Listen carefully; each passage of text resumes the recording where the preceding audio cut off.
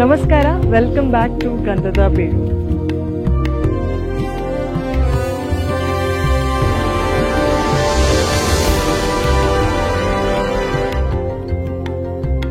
ಏನಪ್ಪ ಯೋಗ ಸ್ಕೂಲ್ ಮುಂದೆ ನಿಂತಿದ್ದೀನಿ ಅಂತ ಯೋಚನೆ ಮಾಡ್ತಾ ಇದ್ದೀರಾ? ಸೊ ಯೋಗ ಅಂತೂ ಕಲಿಯಕ್ ಬರ್ತಿಲ್ಲ. ಸೊ ಒಬ್ರು ಯೋಗ ಟೀಚರ್ ಅನ್ನ ಮೀಟ್ ಮಾಡಕ್ ಬಂದಿದ್ದೀನಿ. ಸೊ ಇವರು ಇಂಟರ್ನ್ಯಾಷನಲ್ ಲೆವೆಲ್ ಅಲ್ಲಿ ಹೆಸರು ಮಾಡಿರುವಂತಹ ಟ್ರೈನರ್, ಅದರ ಜೊತೆಗೆ ಪ್ರೊಫೆಸರ್, ಅಷ್ಟೇ ಅಲ್ಲದೆ ರೈಟರ್ ಕೂಡ. ಇವರು ಬೇರೆ ಯಾರೂ ಅಲ್ಲ, ಎಸ್.ಎನ್. ಓಂಕಾರ ಅಂತ. ಸೊ ಬನ್ನಿ ಮನೆಗೆ ಹೋಗೋಣ, ಮಾತಾಡ್ಸ್ಕೊಂಡು ಬರೋಣ.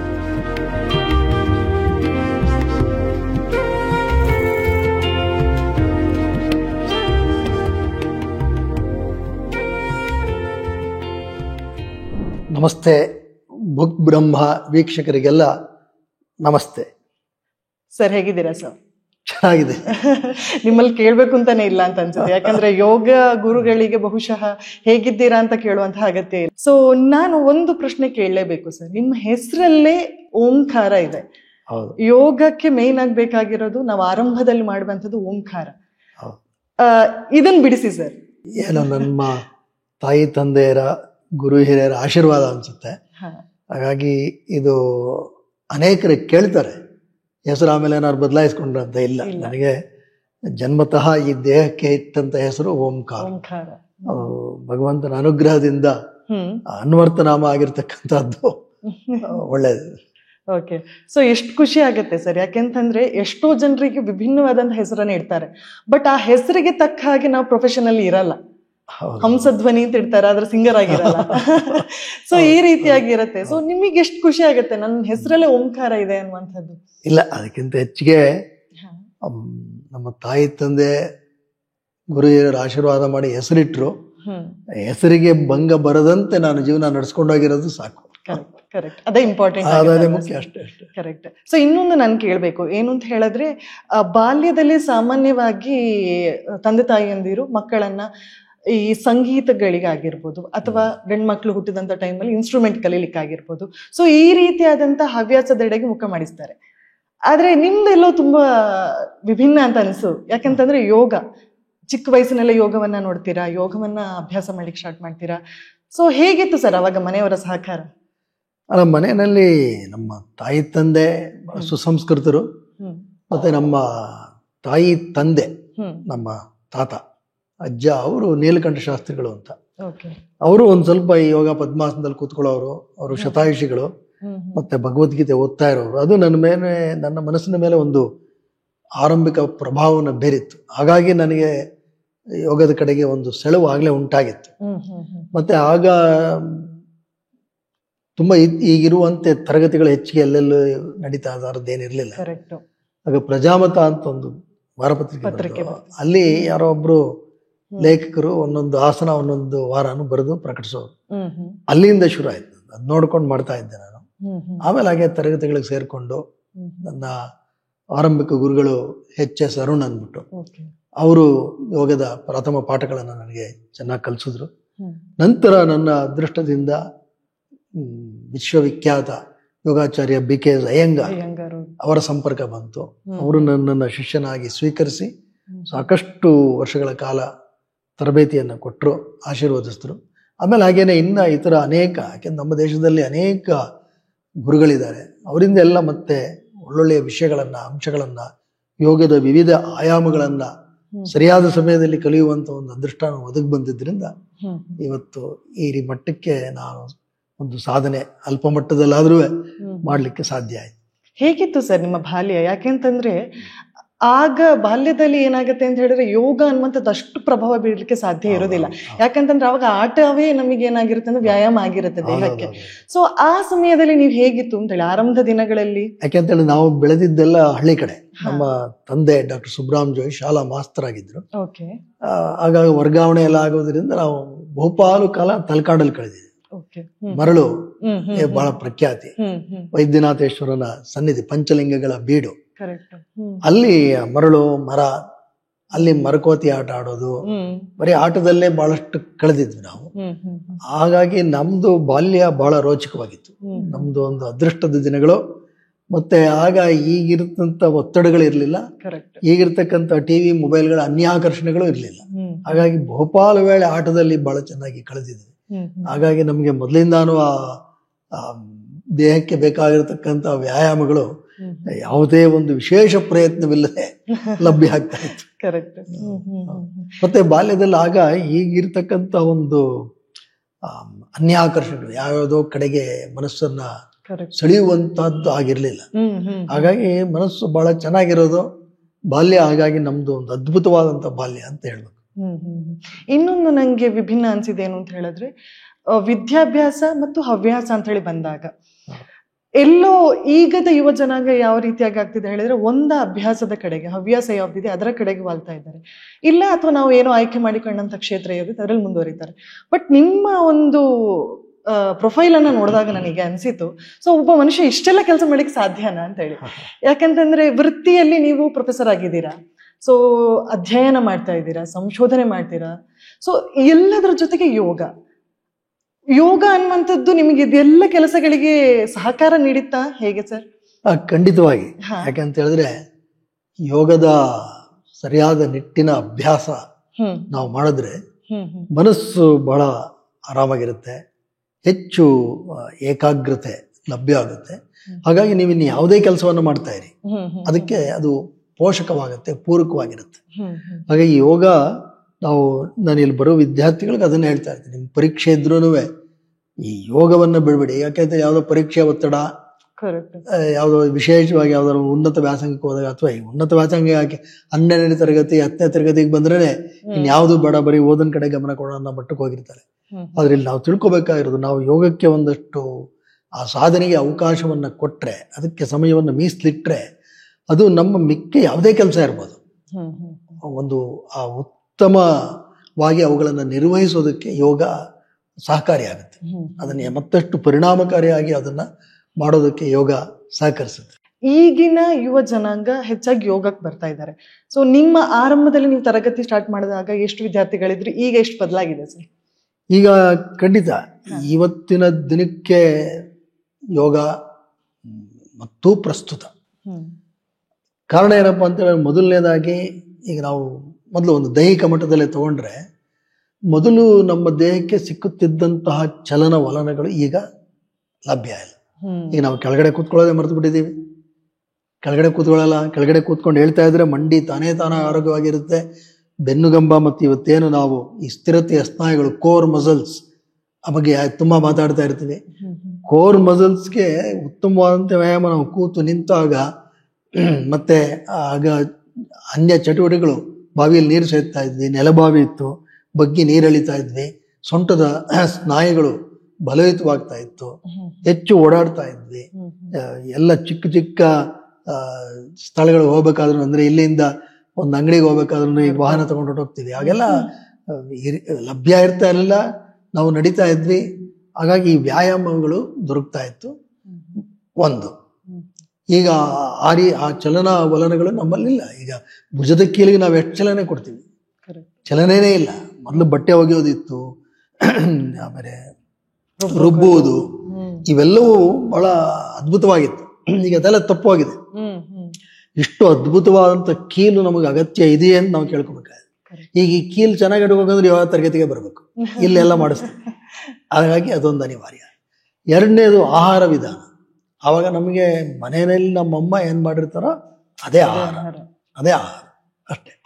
ಮತ್ತೆ ಏನಾದ್ರೂ ಒಂದು ಹಬ್ಬಕ್ಕೆ ನಾವು ಕಾಯ್ತಾ ಇದ್ವಿ, ಯಾಕೆ ಅವತ್ತೇನೋ ಸಿಹಿ ಮಾಡ್ತಾರೆ, ವಿಶಿಷ್ಟವಾಗಿ ಮಾಡ್ತಾರೆ, ತಿಂತಾ ಇದ್ವಿ, ಅದರಲ್ಲೇನೋ ಒಂದು ಸೊಗಸಿತ್ತು. ಇವತ್ತು ಅದೆಲ್ಲ ಯಾವಾಗ ಯಾವ ಆಹಾರ ಬೇಕಾದ್ರೂ ಸಿಗುತ್ತೆ, ಎಷ್ಟೊತ್ತಲ್ಲಿ ಏನ್ ಬೇಕಾದ್ರೂ ತಿನ್ಬೋದು. ಅದು ನಮ್ಮನ್ನ ಬಹಳಷ್ಟು ಕೆಡಿಸಿದೆ.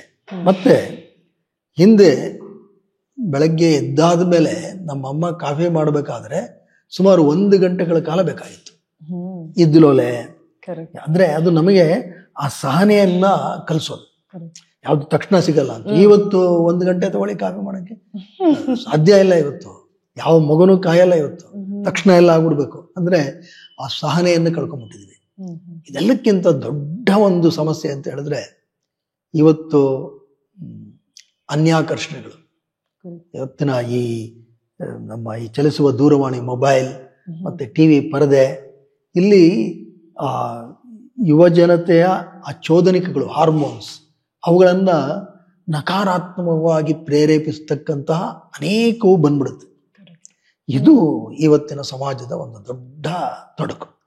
ಹಾಗಾಗಿ ಯೋಗದ ಸರಿಯಾದಂಥ ಪತಂಜಲಿಗಳು ಹಾಕಿಕೊಟ್ಟಿರುವ ಮಾರ್ಗವನ್ನು ಅಳವಡಿಸ್ಕೊಳ್ತಕ್ಕಂಥದ್ದು ಇವತ್ತು ಅನಿವಾರ್ಯ.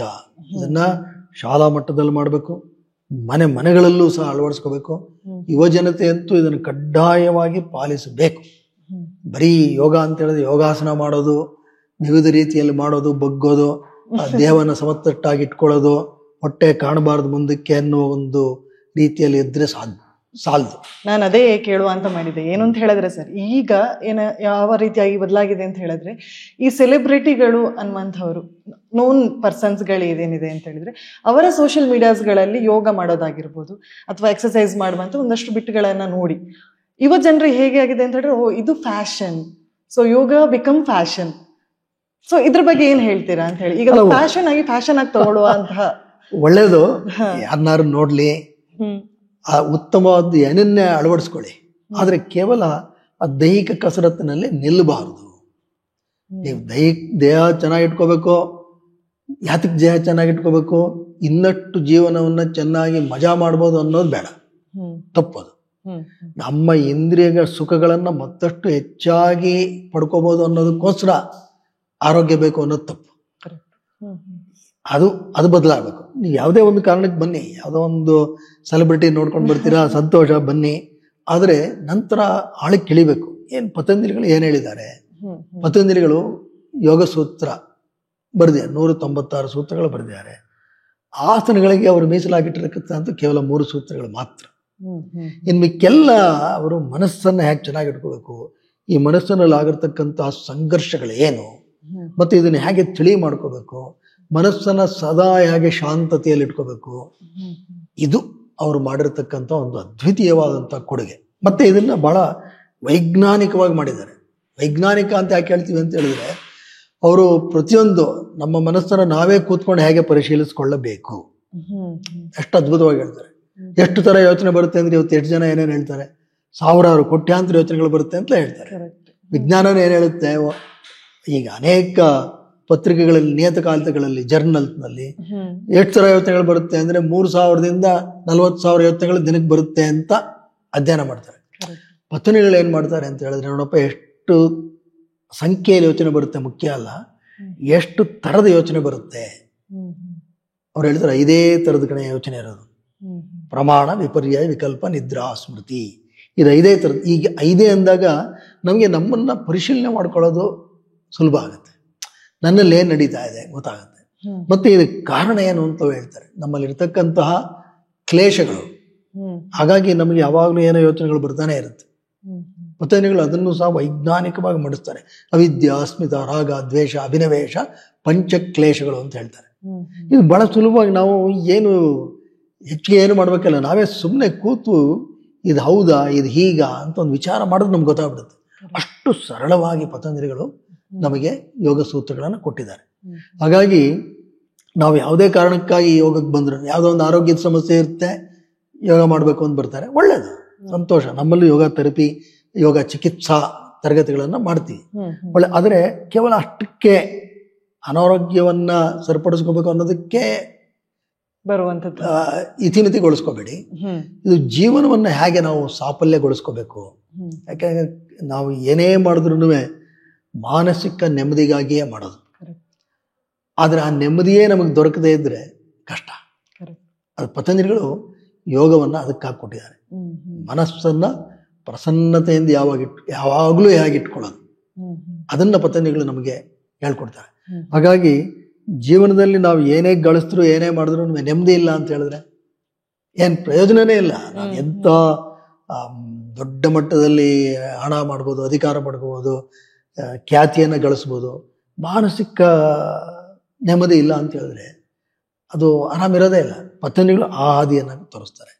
ಮತ್ತೆ ಅದನ್ನು ಹೇಗೆ ಪಡ್ಕೋಬೇಕು ಅನ್ನೋದನ್ನೂ ಅವರು ಸ್ಪಷ್ಟವಾಗಿ ಕೊಟ್ಬಿಟ್ಟಿದ್ದಾರೆ. ಅವರ ಯೋಗ ಸೂತ್ರಗಳು ಅದಕ್ಕೇನೆ ಅಷ್ಟಾಂಗ ಯೋಗ ಅಂತ ಅವರು ಹೇಳ್ತಾರೆ. ಕರೆಕ್ಟ್. ಪ್ರತಿಯೊಬ್ಬರು ಪಾಲಿಸ್ಬೋದು ಅಂತ ಅದನ್ನ ಪ್ರತಿಯೊಬ್ಬರೂ, ಅದರಲ್ಲಿ ಯಾವುದೇ ಒಂದು ಕುಲ ಮತ ಭೇದ ಏನೂ ಇಲ್ಲ. ಅದು ಯಮ ನಿಯಮ ಆಸನ ಪ್ರಾಣಾಯಾಮ ಪ್ರತ್ಯಾಹಾರ ಧಾರಣ ಧ್ಯಾನ ಸಮಾಧಿ ಈ ಹಂತಗಳನ್ನ ನಾವು ತಲುಪಬೇಕು. ಇದು ನೆಮ್ಮದಿಗೆ ದಾರಿ. ಇದು ನೆಮ್ಮದಿಯಾಗಿ ಪ್ರತಿಯೊಬ್ಬ ವ್ಯಕ್ತಿಯು ನೆಮ್ಮದಿಯಾಗಿದ್ರೆ ಸಮಾಜ ನೆಮ್ಮದಿಯಾಗಿರುತ್ತೆ.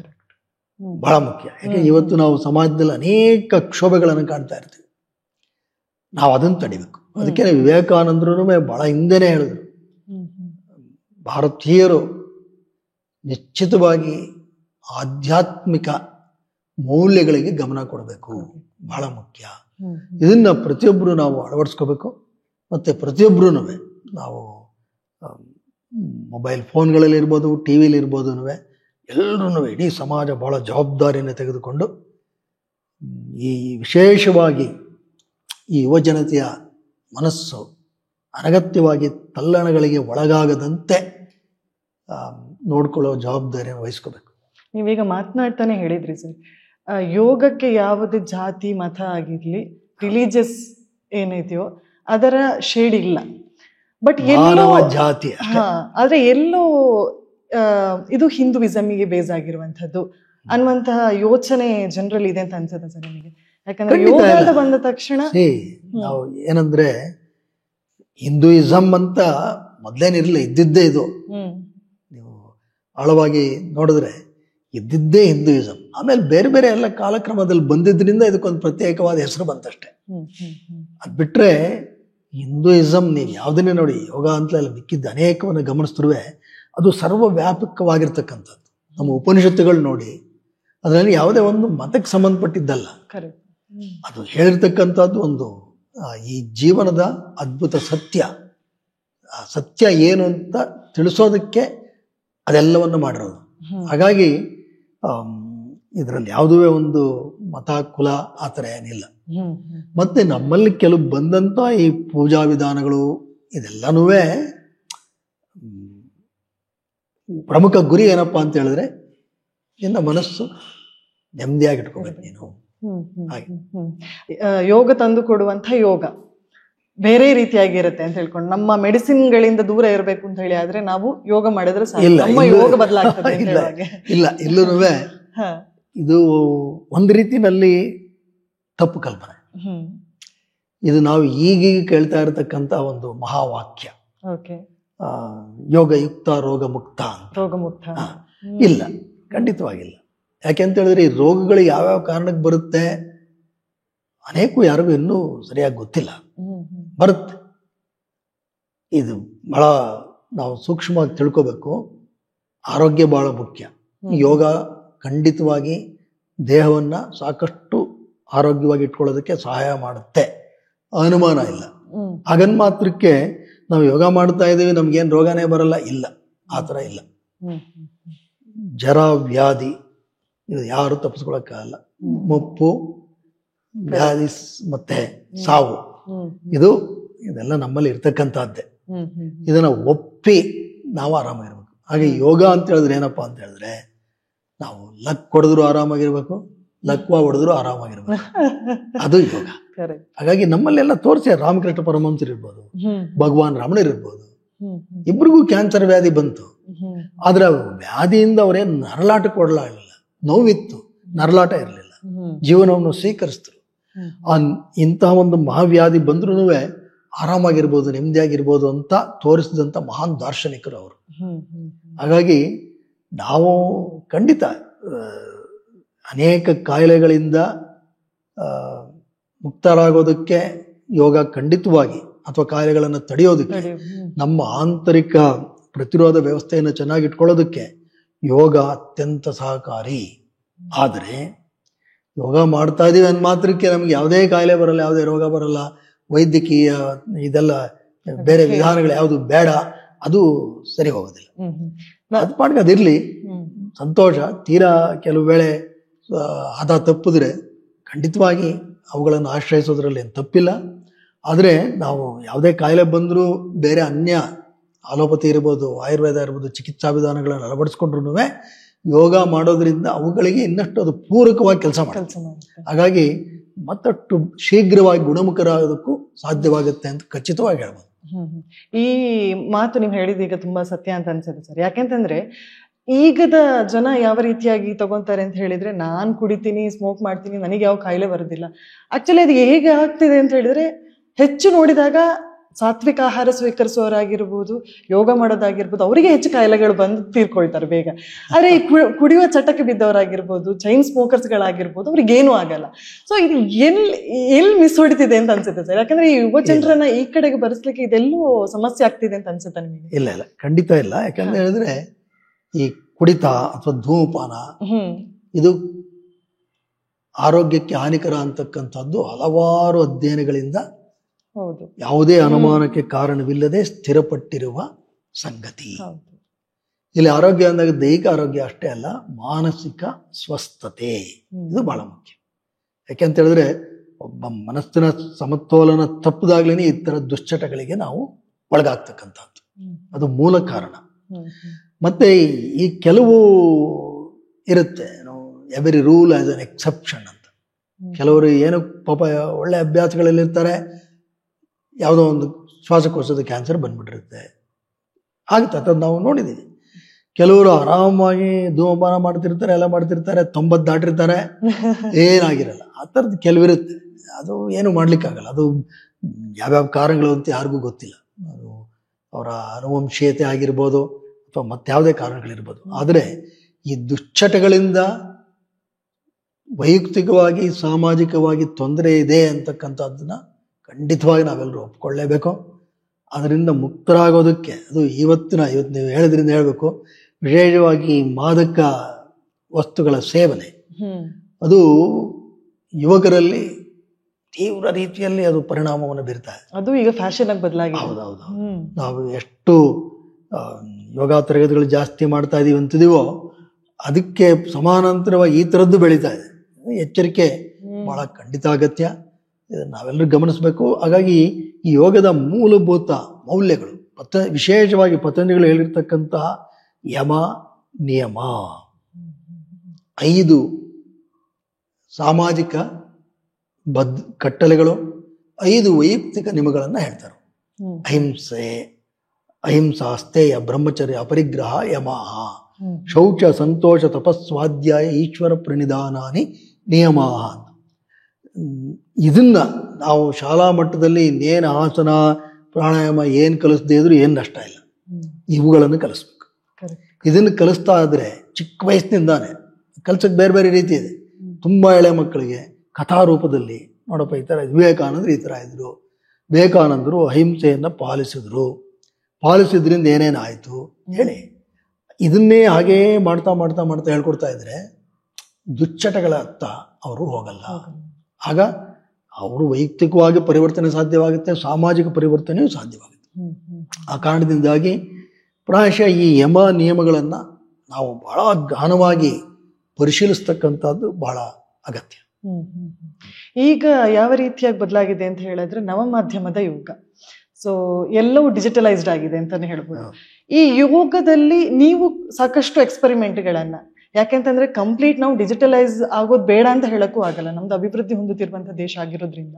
ಸೊ ಇದನ್ನೆಲ್ಲ ಸ್ವಾಗತಿಸುವುದು ಅನಿವಾರ್ಯ ಆಗಿದೆ ನಮಗೆ. ಸೊ ಯೋಗವನ್ನ ನೀವು ಡಿಜಿಟಲೈಸ್ ಮಾಡಿದೀರಾ, ಸೊ AI ಮುಖಾಂತರನು ಕೂಡ ಅದನ್ನು ಬರುವಂತ ಒಂದು ಪ್ರಯತ್ನ ನಡೆಸ್ತಾ ಇದ್ದೀರಾ. ಈ ಒಂದು ಚಲನೆ ಬಗ್ಗೆ ಹೇಳಿ ಸರ್.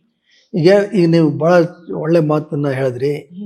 ಇದರಿಂದ ಹಿಂತಿರುಗಿ ಹೋಗೋ ಪ್ರಶ್ನೆ ಇಲ್ಲ ಖಂಡಿತ. ಯಾಕೆಂದ್ರೆ ಈಗ ನಾವು ಬೇಡ ಅಂದ್ರೆ ಆಗುದಿಲ್ಲ. ಈಗ ಯಾಕೆಂದ್ರೆ ಈ ಒಂದು ಕೃತಕ ಬುದ್ಧಿಮತ್ತೆ ಸಾಕಷ್ಟು ಮಟ್ಟಕ್ಕೆ ಸರ್ವವ್ಯಾಪಕವಾಗ್ಬಿಟ್ಟಿದೆ. ಹಾಗಾಗಿ ಅದು ಅನಿವಾರ್ಯ.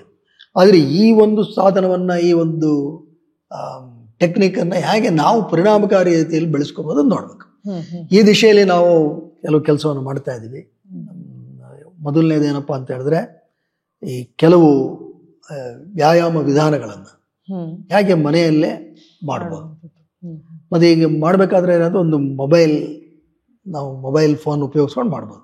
ಅದು ಕ್ಯಾಮ್ರಾನಲ್ಲಿ ನೋಡುತ್ತೆ, ಅದೇ ಹೇಳುತ್ತೆ ಈ ತರ ಮಾಡುವಂತ, ಎಷ್ಟು ಸರ್ತಿ ಮಾಡುವಂತ, ಎಷ್ಟು ಸರ್ತಿ ಮಾಡಿದೀಯಾ, ಸರಿಯಾಗಿ ಮಾಡಿದೀಯೋ ಇಲ್ವೋ, ಯಾವುದೋ ಒಂದು ತೋರಿಸ್ತೀವಿ 10 ಸರ್ತಿ ಮಾಡ್ಬೇಕು ಅಂತ, 10ರಲ್ಲಿ 7 ಸರ್ತಿ ಮಾಡಿದ್ರೆ ಸರಿಯಾಗಿ ಅದನ್ನ ದಾಖಲಿಸ್ಕೊಳ್ಳುತ್ತೆ. ಮತ್ತೆ ಆ ಒಂದು 15 ನಿಮಿಷನೋ 20 ನಿಮಿಷನೋ ಏನ್ ಮಾಡಿದಾರೋ, ಏನೇನು ಮಾಡಿದ್ರೆ ಅದೊಂದು ದಾಖಲಿಸ್ಕೊಳ್ಳುತ್ತೆ. ಅಂದ್ರೆ ಪ್ರತಿ ದಿನಾನೂ ಆ ದಾಖಲೆ ಒಂದು ದತ್ತಾಂಶದಲ್ಲಿ ಡಾಟಾಬೇಸ್ ಅಲ್ಲಿ ಸೇರ್ಕೊಳ್ಳುತ್ತೆ. ಹಾಗೆ ಪ್ರತಿ ತಿಂಗಳು ಅಥವಾ ಪ್ರತಿ ವಾರ ಆ ವ್ಯಕ್ತಿ ಗುರುತಿಸ್ಕೋಬಹುದು, ಎಷ್ಟು ದಿವಸ ಮಾಡಿದೀನಿ, ಏನೇನ್ ಮಾಡಿದೀನಿ ಎಲ್ಲ ಗೊತ್ತಾಗುತ್ತೆ. ಯಾವಾಗ ಇದನ್ನೆಲ್ಲ ನೋಡ್ಲಿಕ್ಕೆ ಮಾನಿಟರಿಂಗ್ ವ್ಯವಸ್ಥೆ ಗೊತ್ತಾಗುತ್ತೋ ಆಗ ತನ್ನನ್ನು ತಾನು ಪರಿಶೀಲನೆ ಮಾಡ್ಕೊಳ್ಳೋದಕ್ಕೆ ಇದೆಲ್ಲ ಮಾಡ್ತಾ ಇದ್ದೆ, ಇದೆಷ್ಟು ಉಪಯೋಗ ಆಗಿದೆ ಇಲ್ಲ ಗೊತ್ತಾಗುತ್ತೆ. ಇದು ಮೊದಲನೇದು. ಎರಡನೇದು, ವಿಶೇಷವಾಗಿ ಇವತ್ತು ಪ್ರಾಣಾಯಾಮದಲ್ಲಿ ಅನೇಕ ಸಂಶೋಧನೆ ನಡೀತಾ ಇದೆ. ಪ್ರಾಣಾಯಾಮದ ಪ್ರಯೋಜನಗಳನ್ನು ಅಂದರೆ ಎವಿಡೆನ್ಸ್ ಬೇಸ್ಡ್ ಪ್ರಾಣಾಯಾಮ, ನಾವು ಸುಮ್ಮನೆ ಏನೋ ಒಂದು ಹೇಳೋದಲ್ಲ, ವೈಜ್ಞಾನಿಕವಾಗಿ ದಾಖಲಾಗಿರತಕ್ಕಂತಹ ಪರಿಶೀಲಿಸಲ್ಪಟ್ಟಿರುವ ಪ್ರಾಣಾಯಾಮ ವಿಧಾನಗಳನ್ನು ಹೇಗೆ ಜನತೆಗೆ ತಲುಪಿಸ್ಬೋದು ಆ ಬಗ್ಗೆನೂ ನಾವು ಈಗ ಒಂದು ವಿಶೇಷವಾದಂತಹ ತಂತ್ರಜ್ಞಾನವನ್ನು ಮಾಡ್ತಾ ಇದ್ದೀವಿ. ಅದ್ರ ಮುಖಾಂತರ ಪ್ರತಿಯೊಬ್ಬರೂ ತಮ್ಮಲ್ಲಾಗುವ ಬದಲಾವಣೆಗಳನ್ನು ದಾಖಲಿಸ್ಕೋಬೋದು, ಎಷ್ಟು ಸರ್ತಿ ಮಾಡಿದ್ದಾರೆ, ಅದರಿಂದ ಏನು ಪ್ರಯೋಜನ ಇದೆ ತಿಳ್ಕೊಬೋದು, ಯಾವ ವೈಜ್ಞಾನಿಕ ನಿಯತಕಾಲಿಕಗಳಲ್ಲಿ ಈ ಬಗ್ಗೆ ಪ್ರಕಟಗೊಂಡಿದೆ, ಇದನ್ನು ನಾನು ಯಾಕೆ ಮಾಡಬೇಕು ಅಂತಲೂ ತಿಳ್ಕೊಬೋದು. ಈ ರೀತಿಯಾಗಿ ನಾವೊಂದು ಈ ಆಧುನಿಕ ತಂತ್ರಜ್ಞಾನವನ್ನು ಬಳಸ್ಕೊಂಡು ಮಾಡ್ತಾ ಇದ್ದೀವಿ. ಇದರಿಂದ ಏನಾದರೂ ನಿಮಗೆ ದುಷ್ಪರಿಣಾಮಗಳಾದದ್ದು ಇದೆಯಾ ಸರ್? ಯಾಕಂದ್ರೆ ನವಮಾಧ್ಯಮಗಳು ಬಂದ ನಂತರ ಇದು ಯಾಕೆ ಪ್ರಶ್ನೆ ಕೇಳ್ತಿದ್ದೇನೆ ಅಂತ ಹೇಳಿದ್ರೆ, ಈಗ ಏರಿಯಾಗೊಂದು ಯೋಗ ಟೀಚರ್ ತರ ಆಗಿ ಹೋಗಿದೆ. ಒಬ್ಬೊಬ್ಬ ಒಂದೊಂದು ರೀತಿಯಾಗಿ, ಈಗ ಪ್ರಾಣಾಯಾಮ ನೀವು ಹೇಳಿದಾಗನೇ ಹೇಳ್ತಾರೆ, ಒಬ್ರು ಒಂದು ರೀತಿಯಾದಂತ ಪ್ರಾಣಾಯಾಮ ಹೇಳ್ಕೊಟ್ರೆ ಇನ್ನೊಬ್ರು ಇನ್ನೊಂದು ರೀತಿಯಲ್ಲಿ ಪ್ರಾಣಾಯಾಮ ಹೇಳ್ಕೊಡ್ತಾರೆ. ಸೊ ಜನರಿಗೆ ಯಾವ ರೀತಿಯಾಗಿದೆ ಅಂತ ಹೇಳಿದ್ರೆ, ನಾನು ಹೇಳೋದು ಪ್ರಾಣಾಯಾಮ ಅಂದ್ರೆ ಹೀಗಿರೋದು, ನನ್ ಗುರುಗಳು ಬೇರೆ ತರ ಹೇಳ್ಕೊಟ್ಟಿದ್ದಾರೆ. ಸೊ ಈ ಟ್ರುತ್ ಅಂಡ್ ಫೇಕ್ ಇದ್ರಲ್ಲೆಲ್ಲೋ ತಳ್ಕ ಹಾಕೊಂಡಿದ ಯೋಗ. ಇದು ಬಹಳ ಕಠಿಣ ಮತ್ತು ಜಟಿಲವಾದಂಥ ಪ್ರಶ್ನೆಯನ್ನ ಕೇಳಿದಿರ. ಆದ್ರೆ ನಾನು ನೇರವಾಗಿ ಉತ್ತರ ಕೊಡ್ಲಿಕ್ಕೆ ಹೋಗಲ್ಲ. We respect all teachers. ಆದರೆ ಒಂದೇನಪ್ಪ, ಇದಕ್ಕೆ ಕಾರಣ ಏನಪ್ಪ ಅಂತ ಹೇಳಿದ್ರೆ, ಇಲ್ಲಿ ಒಂದು ಸ್ಟ್ಯಾಂಡರ್ಡೈಸೇಷನ್ ಅಂತಿಲ್ಲ, ದಿಸ್ ಇಸ್ ದಿ ಸ್ಟ್ಯಾಂಡರ್ಡ್ ಅಂತಿಲ್ಲ. ಯಾಕೆಂದ್ರೆ ಇಲ್ಲಿ ಮೊದಲಿಂದಾನು ಬೆಳ್ಕೊಂಡ್ಬಂದಿದೆ. ಮತ್ತು ಅನೇಕ ಗುರುಗಳು ತಮ್ಮದೇ ಆದ ರೀತಿಯಲ್ಲಿ ಈ ಕ್ಷೇತ್ರದಕ್ಕೆ ಅವರವರು ತಮ್ಮದೇ ಆದಂಥ ಒಂದು ಕೊಡುಗೆಯನ್ನು ಕೊಡ್ತಾ ಬಂದಿದ್ದಾರೆ. ಆದರೆ ನಾವು ಮೂಲಭೂತವಾಗಿ ಎಷ್ಟೇ ಪ್ರಾಣಾಯಾಮ ವಿಧಾನಗಳಿರಲಿ, ಮೂಲಭೂತವಾಗಿ ಪರಿಶೀಲಿಸಿದ್ರೆ ಒಂದು 8-10 ಅಷ್ಟೇ ಇರೋದು, ಹೆಚ್ಚಿಗೆ ಇಲ್ಲ. ಅದನ್ನು ನೀವು ಎಷ್ಟೇ, ನಾನು ಸಾಕಷ್ಟು ಆ ಬಗ್ಗೆ ಅಧ್ಯಯನ ಮಾಡಿದ್ದೀನಿ. ಈಗ ಈ ಕಡಿಮೆ ಅವಧಿಯಲ್ಲಿ ಅದೆಲ್ಲ ಹೇಳೋದು ಕಷ್ಟ. ಆದರೆ ಎಲ್ಲ ನೀವು ನೋಡಿ, ಅದೆಲ್ಲ ಅದಕ್ಕೆ ಬೇರೆ ಬೇರೆ ಒಬ್ಬೊಬ್ಬರು ಒಂದೊಂದು ಹೆಸರಿಟ್ಟಿರ್ಬೋದು, ಏನೇ ಮಾಡಿರ್ಬೋದು. ಮೂಲಭೂತವಾಗಿರ್ತಕ್ಕಂಥದ್ದು ಬಹಳ ಕಮ್ಮಿ. ಅದನ್ನ ಬಹಳ ಸೂಕ್ಷ್ಮವಾಗಿ ಪತಂಜಲಿ ಮಹರ್ಷಿಗಳು 4 ಸೂತ್ರಗಳಲ್ಲಿ ಇಟ್ಬಿಟ್ಟಿದ್ದಾರೆ. ನಾವು ಅದನ್ನ ನೋಡಿದ್ರೆ ಸಾಕು, ಇದು ಸತ್ಯ ಇಷ್ಟೇ. ಮಿಕ್ಕಿದ್ದು ಅದೆಲ್ಲ ಒಂದಷ್ಟು ಇನ್ನೊಬ್ರು ಯಾರೋ ಒಂಚೂರು ಬದಲಾವಣೆ ಮಾಡಿದ್ರು, ಇನ್ನೇನೋ ಬದಲಾವಣೆ ಮಾಡಿದ್ರು, ಅದಕ್ಕೇನೋ ಹೆಸರು ಕೊಟ್ಟರು, ಅದರಿಂದ ಈ ಪ್ರಯೋಜನ ಇದೆ ಅಂದ್ರು, ಎಲ್ಲ ನಿಜ. ಅದನ್ನ ಹಾಗೇನೆ ಪತಂಜಲಿ ಮಹರ್ಷಿಗಳು ಹೇಳಿರೋ ಮಟ್ಟಕ್ಕೆ ಅಥವಾ ಹಠಯೋಗ ಪ್ರದೀಕದಲ್ಲಿ ಇರತಕ್ಕಂಥ ಕೆಲವು ಮೂಲಭೂತವಾದಂತಹ ಪ್ರಾಣಾಯಾಮಗಳನ್ನು ಮಾಡಿದ್ರು ಅದೇ ಪ್ರಯೋಜನ ಸಿಗುತ್ತೆ. ಹಾಗಾಗಿ ಅದರದ್ದೇನು ತೊಂದರೆ ಇಲ್ಲ. ನಾವು ಒಪ್ಕೋಬೇಕು, ಇಷ್ಟೇ ಇದು, ದಿಸ್ ಇಸ್ ದಿ ಸ್ಟ್ಯಾಂಡರ್ಡ್. ಇದರ ಮೇಲ್ಪಟ್ಟೇನೋ ಒಂದಷ್ಟು ಬದಲಾವಣೆಗಳಾಗಿದೆ. ಇದಕ್ಕಿಂತ ಹೆಚ್ಚು ಜಟಿಲವಾದಂತಹದ್ದು ಗಮನಿಸ್ಬೇಕು. ನೀವು ಮುಂದೆ ಪ್ರಾಯಶಃ ಕೇಳ್ಬಿಡ್ತಾ ಇದ್ರಿ ಅನ್ಕೋತೀನಿ ಧ್ಯಾನದ ಬಗ್ಗೆ. ಇವತ್ತು ಯಾರು ಒಂದ್ ಸ್ವಲ್ಪ ಮನಸ್ಸಿಗೆ ನೆಮ್ಮದಿ ಇಲ್ಲ ಅಂತೇಳಿ ಧ್ಯಾನ ಮಾಡಿ ಅಂತಾರೆ. ನೀವೇನಾದ್ರೂ ಗೂಗಲ್ಗೆ ಹೋಗ್ಬಿಟ್ಟು ಧ್ಯಾನ ಅಂತ ಹೊಡೆದ್ರೆ ಅದ್ರಲ್ಲಿ ಬರ್ತಕ್ಕಂಥ ಫಲಿತಾಂಶಗಳು ನೋಡಿದ್ರೆ ಇರೋ ನೆಮ್ಮದಿನೇ ಕೆಟ್ಟೋಗ್ಬಿಡುತ್ತೆ, ಅಷ್ಟೊಂದು ಬಂದ್ಬಿಡುತ್ತೆ. ಏನಪ್ಪ ಇದು ಅಂತ. ಆದ್ರೆ ಅದಕ್ಕೆ ಪತಂಜಲಿಗಳನ್ನ ನೋಡ್ಬೇಕು. ಪತಂಜಲಿ ಏನ್ ಮಾಡಿದ್ದಾರೆ ಅಂತ ಹೇಳಿದ್ರೆ, ಅದ್ವಿತೀಯವಾದಂತಹ ರೀತಿಯಲ್ಲಿ ಮನಸ್ಸಿನ ಆಳ ಅರಿವನ್ನು ತಿಳಿದುಕೊಂಡು ಹೇಳ್ಬಿಟ್ಟಿದ್ದಾರೆ. ಅವರು ಒಂದು ಕಡೆ ಹೇಳ್ತಾರೆ 6 ಹಂತಗಳು. ವಿತರ್ಕ ವಿಚಾರ ಆನಂದ ಅಸ್ಮಿತಾ ರೂಪ ಅನುಗಮಾತ್ ಸಂಪ್ರಜ್ಞಾತಃ, ಮೊದಲನೇ ಪಾದದಲ್ಲೇ ಹೇಳ್ಬಿಡ್ತಾರೆ. ಅದರಲ್ಲಿ ಸವಿತರ್ಕ, ನಿರ್ವಿತರ್ಕ, ಸವಿಚಾರ, ನಿರ್ವಿಚಾರ, ಆನಂದ, ಅಸ್ಮಿತಾ, ಇದು 6. ಆಮೇಲೆ ನಿರ್ಬೀಜ ಸಮಾಧಿ ಅಂತ ಅಷ್ಟೇ ಇರೋದು. ನೀವು ಪ್ರಪಂಚದಲ್ಲಿರ್ತಕ್ಕಂಥ ಎಂಥ ಒಂದು ಧ್ಯಾನದ ಪದ್ಧತಿಯನ್ನು ತಗೊಂಬಂದ್ರು ಅದರಲ್ಲೇ ಇರುತ್ತೆ, ಅಷ್ಟೇ ಇರೋದು. ಬೇರೆ ಒಬ್ರು ಧ್ಯಾನದ ಉಸಿರು ಅಂದ್ರು, ಇನ್ನೊಬ್ರು ದೇಹ ಅಂದ್ರು, ಇನ್ನೊಬ್ರು ಯಾರೋ ದೇವರು ಅಂದ್ರು, ಅದು ಬದಲಾಗಬಹುದೇ ಹೊರತು ಮೂಲಭೂತ ತತ್ವ ಬದಲಾಗಲ್ಲ, ಆಗ್ಲಿಕ್ಕೆ ಸಾಧ್ಯನೂ ಇಲ್ಲ. ಅಂಥ ಕೆಲಸವನ್ನು ಪತಂಜಲಿಗಳು ಮಾಡಿದ್ದಾರೆ. ಹಾಗಾಗಿ ನನ್ನ ಕಳಕಳಿಯ ಮನೆಗೆ ಯಾರೇ ಆಗಲಿ ಇದನ್ನು ನೋಡಿ ನೀವು, ಈ ಮೂಲಭೂತ ಪತಂಜಲಿಗಳು ನಮಗೆ ಬಹು ದೊಡ್ಡ ಅಡಿಪಾಯ ಹಾಕಿದ್ದಾರೆ. ಯಾಕೆ ಅಡಿಪಾಯ ಅಂತೀನಿ ಅಂತ ಹೇಳಿದ್ರೆ, ಪತಂಜಲಿಗಳು ಹೇಳಿರುವ ಮಾರ್ಗವನ್ನು ಯಾರೇ ಬೇಕಾದ್ರೂ ಪರಿಶೀಲಿಸ್ಬೋದು. ಅವರು ಹಾಕಿಕೊಟ್ಟಿರುವ ಮಾರ್ಗದಲ್ಲಿ ಹೋದರೆ ಆ ಫಲಿತಾಂಶ ದಕ್ಕುತ್ತೆ.